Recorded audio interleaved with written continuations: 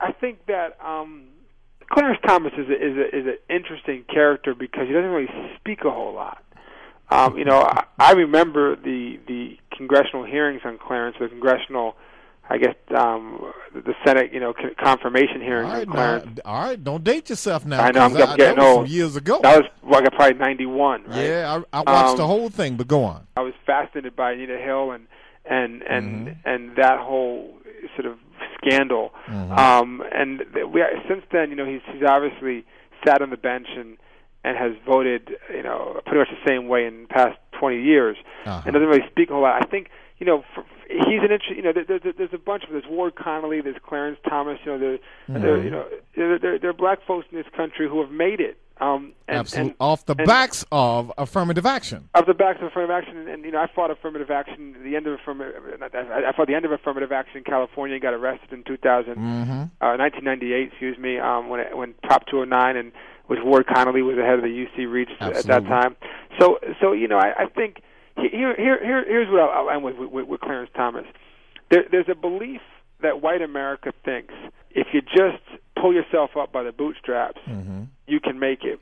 My response, and what I talk about a lot, is what if you don't have boots? Absolutely. I was thinking that too. So if you don't have boots, then what do you do?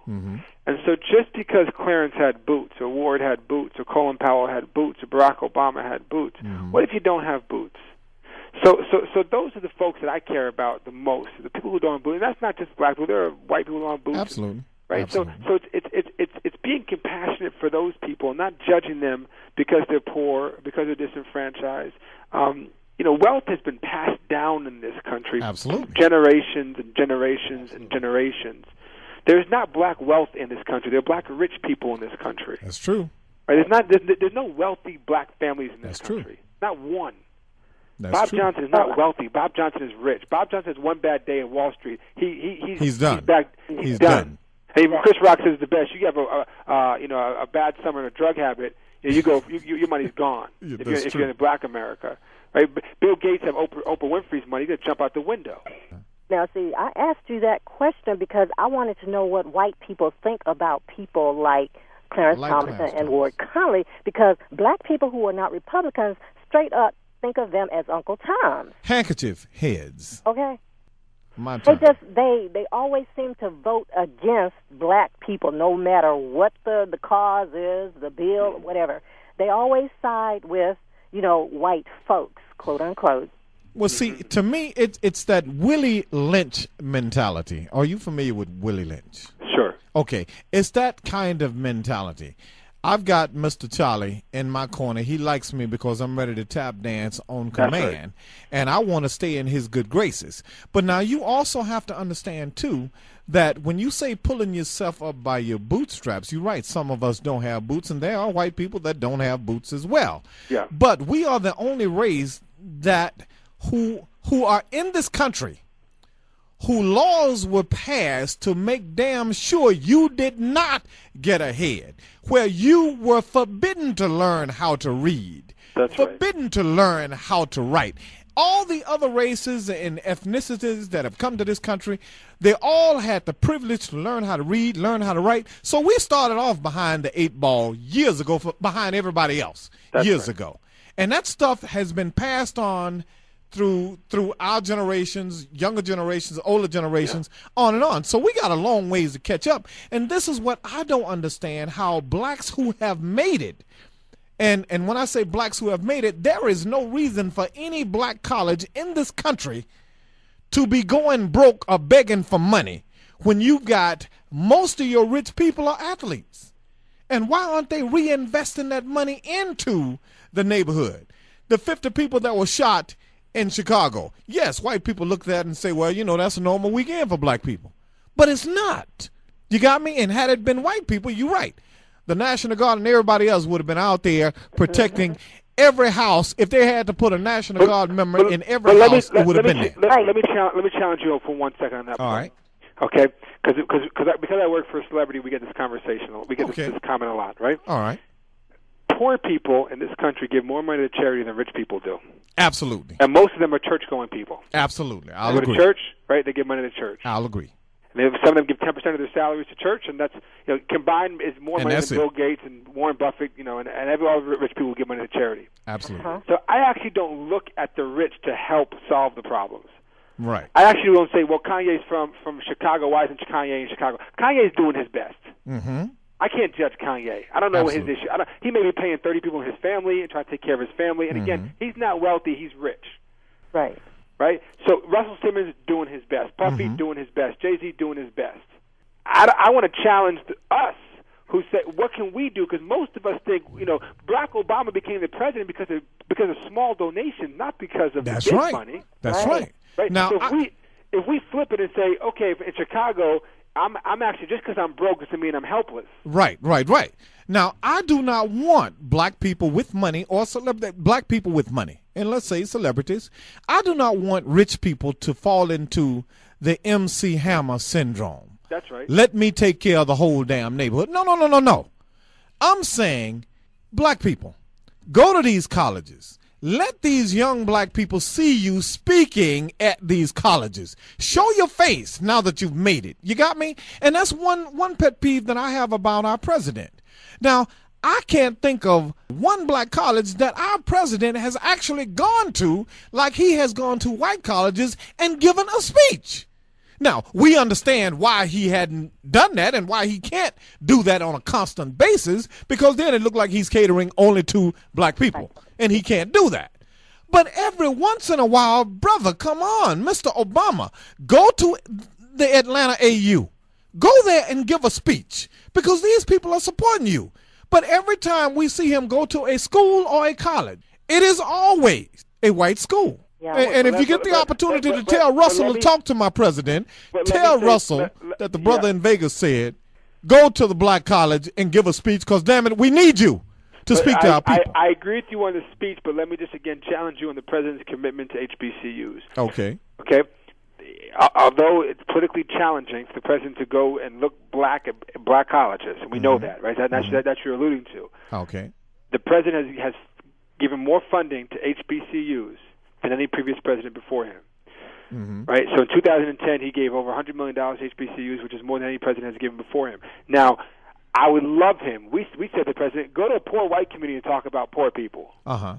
You don't got to go to a poor black community. Go to a poor white community and talk about poor people. We would love the president to, I actually believe when the president leaves office, his greatest initiatives will be in the black community. I believe that. I believe he's been so strangled to not even go touch the black community, right? And fear that he's become the black president. Key word, what you just said. Key word, fear. That's okay, right. Fear.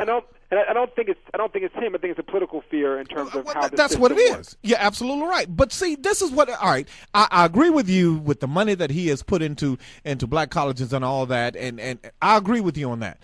But do you know, when you put $1 on the table, you got me, and say, okay, everybody split it up, as opposed to walking into that room and present that dollar in person, you got me.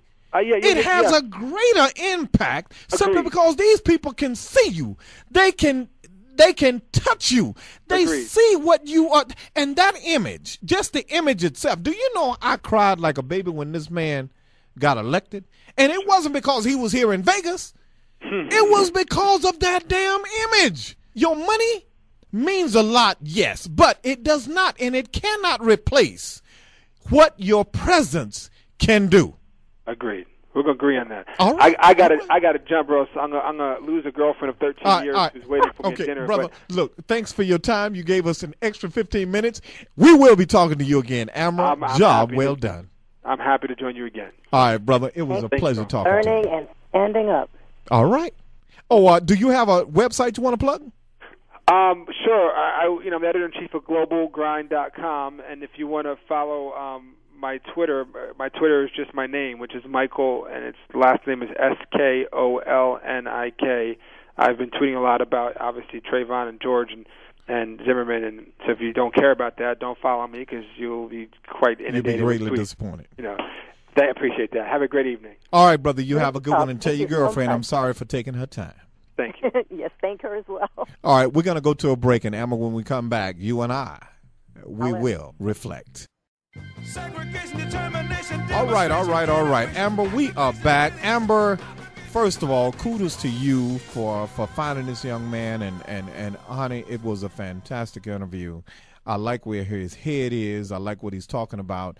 And the Zimmerman situation, he did go on Sean Hannity last night. I don't know if you got a chance to see it or not. I saw that. What was this boy talking about when he was talking about maybe God meant for this to happen? I almost brought that up when Michael started talking about the conversation last night. He kind of said it as a follow-up to something else he was saying. Basically, I guess Siobhan brought it on himself, but he's sorry. A young man had to die, yada yada. But it was just God's plan. Girl. I'm like, what? Yeah. Well, yeah, okay. It was God's plan. See, they, he was in jail, and he was in an isolated cell. Because, there was some brothers in there that wanted them some Zimmerman. Well, yeah, but according to him, he was out on the yard one day by himself, and some people, and I'm assuming they weren't black, came up to him and gave him the sign of solidarity and all that. I'm like, they weren't black. Well, we know they weren't black. We know they definitely was not black. But I will tell you the things that this young man was talking about. I'm gonna tell you the dynamics of what he was looking at and how he sees America and the future of America. And thank God we know your other secret, my girl, my sister. Let's talk about daughter. My Nubian sister with the daughter calling.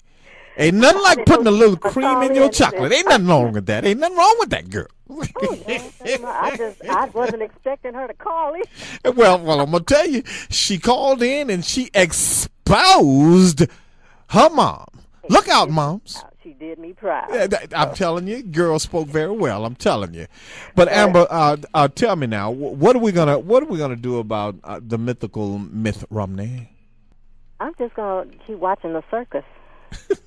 That's all I can do. I'm not voting for him. His wife came out and said something about their finances.